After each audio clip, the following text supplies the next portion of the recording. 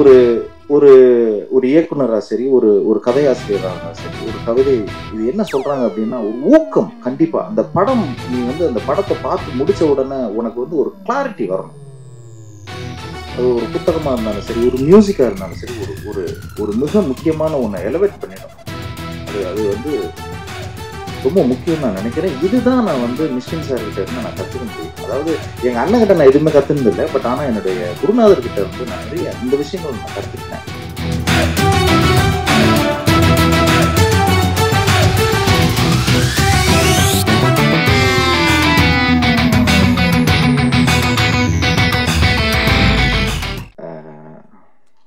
கடந்த ஒரு லைஃப்ல மிக முக்கியமான மனிதர்கள் அப்படின்னா மாதா, பிதா, குரு, தெய்வம் அதெல்லாம் சொல்லுவாங்க. நான் 2 விஷயம் ரொம்ப மதிக்கிறேன். சினிமா ரொம்ப பேஷனேட்டடாக அதை வந்து பார்க்கறதுக்கு கற்றுக் கொடுத்தவர் வந்து என்னுடைய குருநாதர் மிஷ்கின் சார். அதை சிறப்பாக கொண்டு போய் மக்களிடம் சேர்க்கறது வந்து பத்திரிகையாளர்கள். ஸோ நீங்கள்லாம் என்னுடைய ஃபேமிலி. டெவில், ஏன்னா சவரக்கத்தின்னு ஒரு படத்தை வந்து இன்றைக்கும் சவரக்கத்தியுடைய டைரக்டர் அப்படின்னு ஒரு ஒரு பெருமையாக இருக்கிறதுக்கு காரணம் வந்து பத்திரிகையாளர்கள் தான். ரொம்ப நன்றி அதுக்கு. இந்த டெவில் படம் வந்து ஆஃப்டர் சவரகத்திக்கு அப்புறம் ரொம்ப வருஷம் கழிச்சு இந்த படம் பண்ணுறேன். சவரகத்திக்கு அப்புறம் ஒரு அதுக்கப்புறம் வந்து ஃபைனான்ஷியலாக நிறையாது எனக்கு வந்து மிஷ்கின் அண்ணா எனக்கு எப்பயுமே என்னோட குருநாதர் ஹெல்ப் பண்ணிக்கிட்டே இருப்பார். அவரோட படங்களில் நான் போய் வேலை செய்வேன். அவர் படம் இல்லைன்னா வேறு யார்கிட்ட போய் வேலை செய்வேன். ஸோ வேலை செஞ்சிட்ருக்கணும், சினிமாவில் இருந்துக்கிட்டே இருக்கணும். அதுதான் என்னுடைய இது. வேறு தொழில் எனக்கு தெரியாது, எனக்கு பிடிக்கவும் இல்லை வேறு தொழிலில் போகிறதுக்கு. ரொம்ப வருடங்களுக்கு அப்புறம் இந்த டெவில் படத்தை நான் ஆரம்பித்தேன்.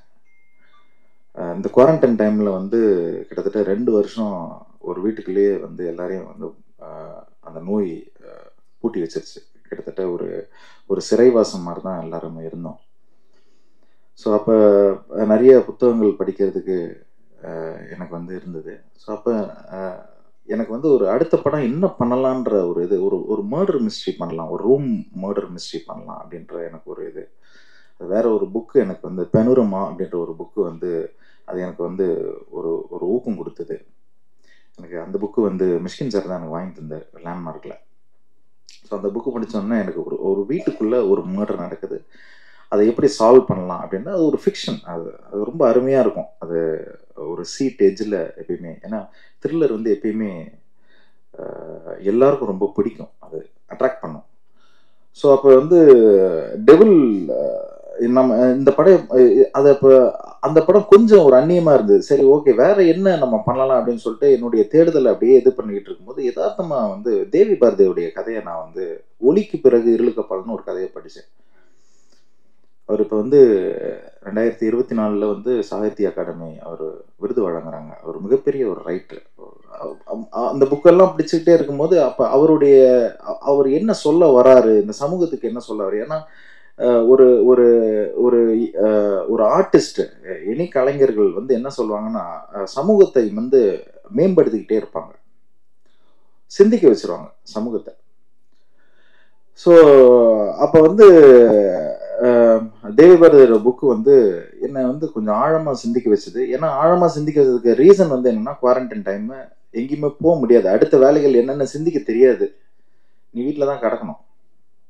பாட்டில் இருந்தால் பாட்டில் அடிக்கலாம், சாரி இல்லைன்னா வந்து புத்தகம் படிக்கலாம்.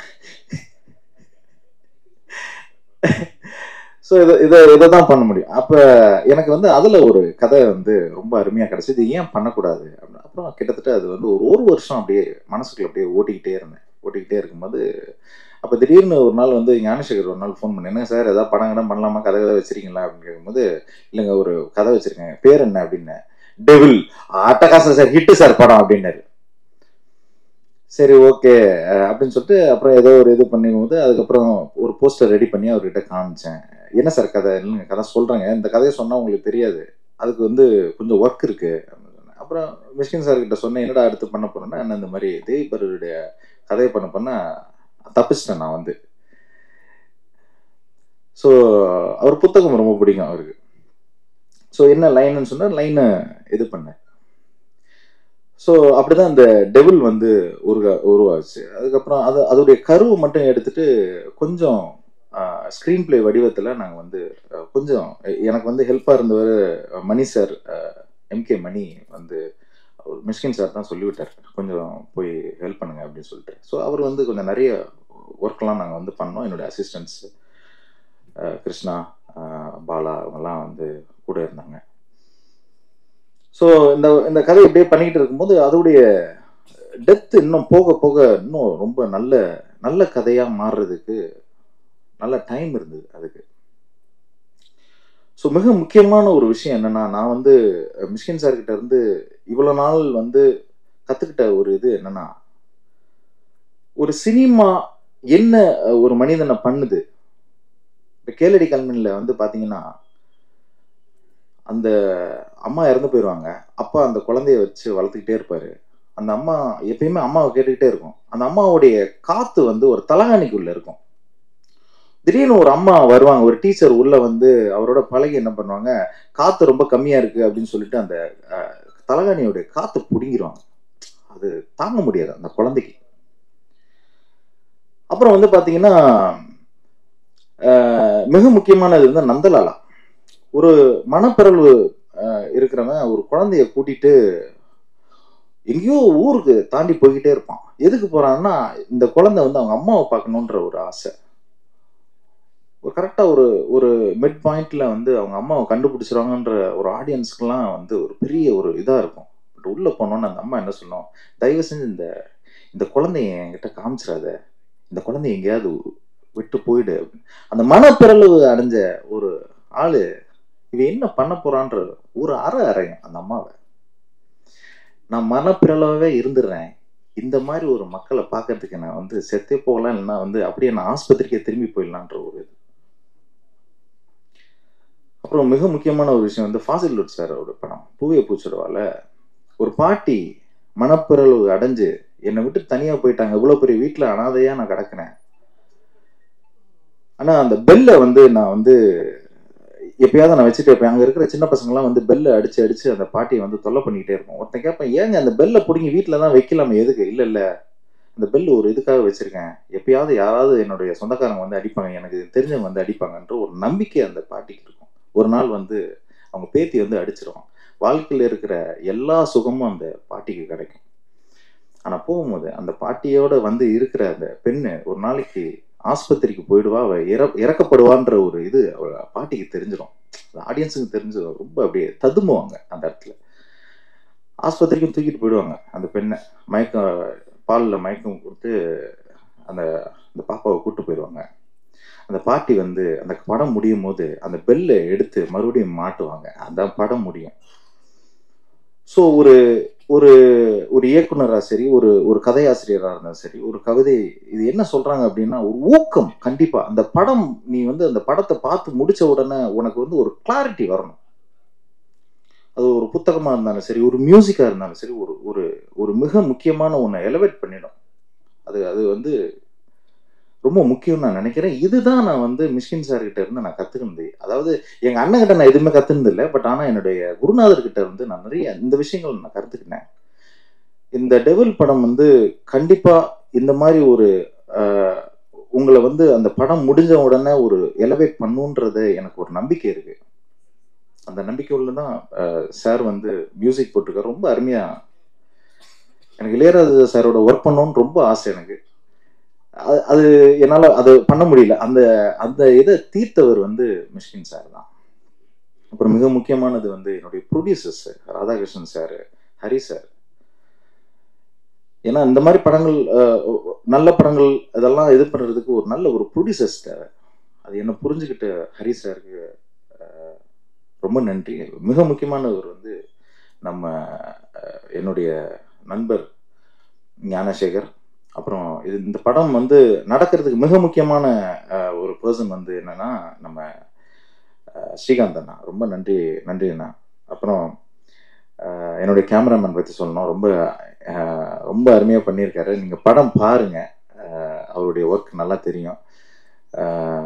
பூர்ணாவுக்கு வந்து ரொம்ப நன்றி சொல்கிறேன். ஏன்னா பூர்ணா வந்து கிட்டத்தட்ட எல்லா படங்கள்லையும் பூர்ணா இருக்கிறாங்க. ஏன்னா இந்த படம் வந்து எனக்கு எப்படி வரணும் அப்படின்னா, ஒரு